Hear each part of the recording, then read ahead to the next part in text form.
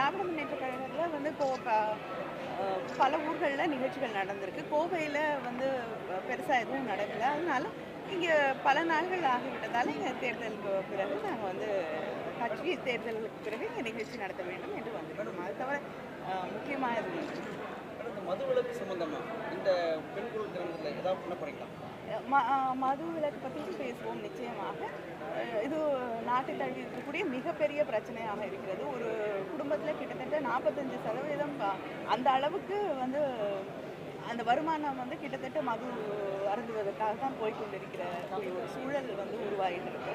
நிச்சயமாக வந்து அரசாங்கம் இதை முற்றிலும் நீக்க முடியாவிட்டாலும் நிச்சயமாக அது வந்து ஒரு சீர்படுத்தி எவ்வளவு குறைக்க முடியுமோ அந்த அளவுக்கு குறைப்பதற்கான அத்தனை ஏற்பாடுகளையும் செய்ய வேண்டும் என்ற பொறுப்பை இங்கே நிச்சயமாக எடுக்கப்படும். இப்போ 2016 திமுக ஆட்சியில் வந்தால் நீங்கள் வந்து இதை வலியுறுத்துவீங்க மகளிர் அணி சார்பில் மதுவிலக்கு கொண்டு வரணும்?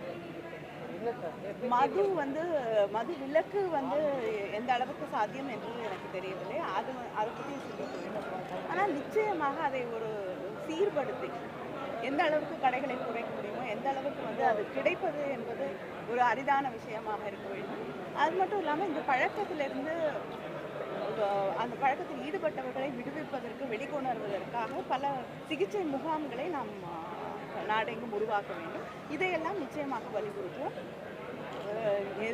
எதிர்காலத்தில் என்றாவது ஒரு நாள் நிச்சயமாக மது விலக்கு கொண்டு வர முடியும் என்றால் நிச்சயமாக திமுக அதற்கு தயாராக.